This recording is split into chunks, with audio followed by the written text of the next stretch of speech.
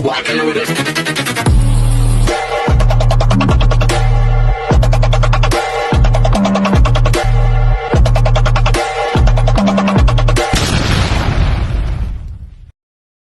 Hi everyone! Good afternoon! I'm back! It's your Mama Sam dito sa Sam Sam TV.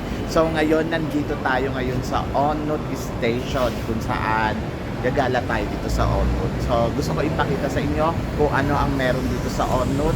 So tara na guys, chika na tayo. So from my house, BTS yung sinakyan ko, train. And then, ang pamasahe lang niya is 15 baht hanggang dito. So, yun, mura lang. Siyempre, nag-motorcycle ako. Yung motorcycle naman is 10 baht. So, 25 baht na. So, tingnan natin kung ano yung makikita natin dito sa Onut. So, kapag pumunta kayo dito sa Bangkok, isang mga puntahan ninyo, ang Onut ko magugustuhan ninyo. So, siyempre, marami ng mall dito sa Onut at marami din mga condo kasi para siyang center ng Thailand. So maraming tao. So tara, let's go around. So sa station, ganito makikita mo, ginagawa kasi siya kasi ewan ko kung ano yung meron dyan. Coming soon, very soon. Coffee shop daw. Ayan, Turtle Coffee Shop. O, diba? Coffee lang.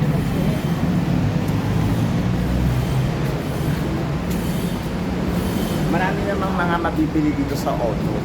Mga damit, pagkain, prutas. At dito din yung maraming mga masahe. O, diba? So, pag nagpapamasahe ako dito sa Onut pupunta.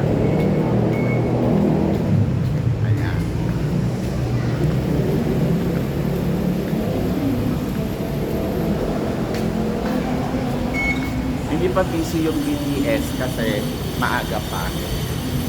Ayan. So, itong Lotus na to, yung supermarket na yan, to be honest, ayan, sobrang tagal na yan. So, ilang taon na ako sa Thailand. Ayan yung unang-unang pinupuntahan namin grocery, pag mag-grocery, supermarket. Pag mag-grocery, ayan, saan. Dati yun ha, pero ngayon hindi na sa busy na. Kasi mas mura, charot. Mura din naman dyan, maraming sale. Estudyante. Siyempre malaki ang Onut. Meron siya ngayon, dati wala pa to eh. So, parking lot. So, kung may sasakyan ka, marami namang parking lot. And then, ayan, meron parang night market or Changi. So, puntahan natin, silipin natin yan mamaya. So, guys, tara, maglalakad muna tayo.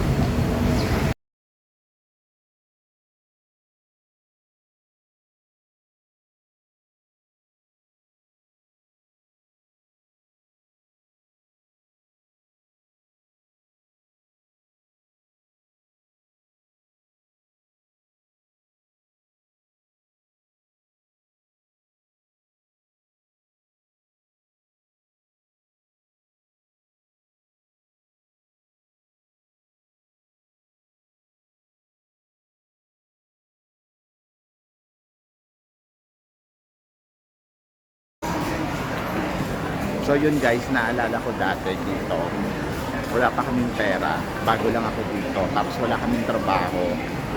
Ayan, dyan sa, na yan, mismong food court, linilibre kami nung nakilala kong Pilipino na nasa Switzerland na ngayon. Ayun, umaasa kami sa kanya, sa libre. Oo, kasi naghirap naman talaga kami dito. Yung tipong parang wala kang trabaho, tapos hindi mo alam kung saan ka kukuha ng pangkain mo. Tapos naalala ko yung sa supermarket, tingin-tingin lang kami na sinasabi ko balang araw makakabili din ako ng mga pagkain na gusto ko, di ba? So ganun kahirap yung buhay. Mahirap magsimula sa ibang bansa kung akala lang ninyo madali. Hindi ganun kadali. Lalo na kung wala kang pamilya, wala kang matatakbuhan. So, mahirap. Hindi naman lahat ng Pilipino ay tutulungan ka. Totoo yun, guys.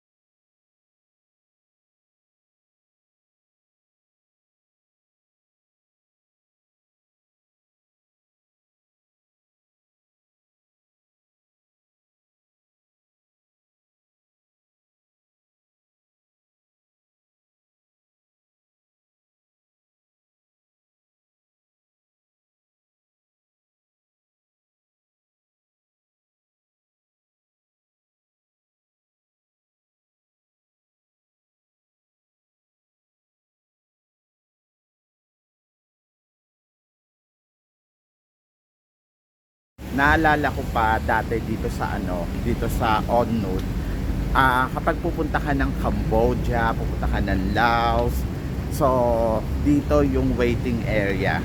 Ito yung van na to. Ito yung mga bumabiyahe na papuntang Cambodia. Ayan, yung van na yan, nakita ninyo yan. Ano yan, yung run visa, yan. Visa run na tinatawag. So, hindi ko pa alam yon na kailangan mo pa palang lumabas ng bansa every month.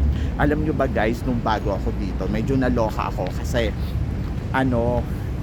syempre, yung pera, hindi naman yan, yung kumbaga hindi siya dumadami. So, pagpunta namin dito sa Thailand, may dala naman akong pera. Kaya lang, ang hirap maghanap kasi ng trabaho dito. Hindi ko talaga siya recommended sa inyo na ay nako, free visa naman ang Thailand, pumunta kayo doon, maghanap kayo ng trabaho. Mahirap maghanap ng trabaho dito. Kahit sabihin mo yung mga supermarket na yan, hindi sila tumatanggap ng mga Pilipino or ng kahit anong mga nationality. Maliban na lang sa mga Myanmar, yung mga ganon, yung mga Burmese, kasi sila yung mga construction worker dito or janitor, mga ganon. So dito, hindi siya katulad ng ibang bansa. Siguro sa US na pumunta ka ng US, mag-map ka, pwede. Dito hindi. As in talagang wala kang ibang mahanap na trabaho, kundi ayun nga, yung pagiging teacher nga, nagulat nga ako kasi parang wala silang ibang in-offer. Lalo na kung hindi ka marunong magbasa, kaya ang hirap talaga. Kaya ang hirap pa pag-aralan ng Thai. So hindi ko alam na kailangan pala mag-visa run every month. So naloka ako, isa pa siya naging problema ko every month noon. Tapos wala kami mahanap na trabaho. So nakahanap kami ng trabaho. Dumating kami dito September. Nag-start kami magtrabaho siguro mga February na. Ganon. Tapos ang nakakaloka, parang isang buwan lang. Tapos parang January, mga ganong kalahati ng buwan ng January. Tapos pagdating ng mga kalahati ng buwan ng March, tapos na yung trabaho. So April, May, wala na naman trabaho. June ka babalik. Tapos yung June, sa sweldo ka pa sa July 1. Ganon. Diyos ko. Tapos ang pinaka nakakaloka pa dito, syempre sa Pilipinas, dati yung work ko, 15 and 30 may sweldo. So dito, isang beses ka lang susweldo sa isang buwan. Tapos syempre, kung magkano lang makuha mong mga sweldo, halimbawa, inoperan ka, 15,000, 12,000 per month. So aayaw ka pa ba nun, wala kang makita sa loob ng 3 buwan. So ganun kahirap. Pero guys, napakaswerte ko. Alam nyo ba guys, bago pa lang kami dito sa Thailand, siguro mga 3 months, so wala kaming trabaho, mga November. Tapos yung tagaluto doon sa baba, chinichika ko kasi siya lagi. Tapos sabi niya, may pera ka pa ba? Sabi ko, meron naman. Sabi niya, kasi kung wala ka ng pera, pahihiramin kita, isulat mo kung magkano yung kailangan mo. Tapos binilan niya kami ng TV, na alala ko noon, kasi wala kami libangan. Binilan niya kami ng TV para hindi kami maboard.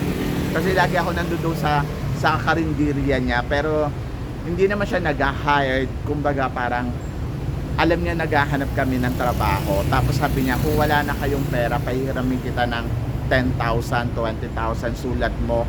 Tapos balik mo na lang kapag nag-start ka na mag-work. Kung wala ka pang upa ng bahay, ganun siya kabait, ganun siya ka-sincere, ganun yung puso niya. Kaya naloka talaga ako doon. So yon, so masaya naman. So syempre hindi ko siya sinasabi sa pamilya ko noon kasi syempre ayoko silang mag-alala. Pero talagang grabe yung naranasan kong Christmas, sobrang hirap. Ito dati wala pa yung Changi dito. Ngayon meron na. Opcon yung meron. Ayan, may kainan din.